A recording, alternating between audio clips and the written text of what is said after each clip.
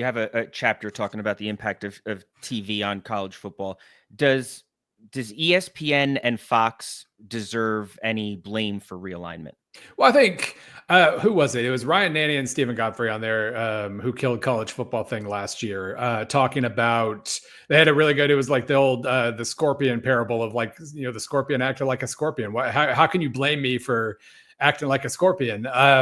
That's certainly kind of how I've seen a lot of the TV stuff playing out here. Is that TV has absolutely had an interest. Like I said in the television chapter, if there was an imaginary board of directors for college football, like, the networks have places at that table because they have a pretty big interest in how things play out. But, the fact that for me, the number one thing circles back around and it's TV's acting like TV, but the fact that nobody's in charge to say, no, you can't do that ends up being the biggest thing because TV offers money and conferences take it and nobody's there to regulate that. So that's been a big thing. I've always tried to, even before I worked for ESPN, I've had the same line about how, like, the more football I watch, the more I like college football. And the fact that I can watch any game from FBS down to NAIA is pretty amazing. So television has had an amazing role just on my ability to like football, but the money side has obviously impacted decision-making, and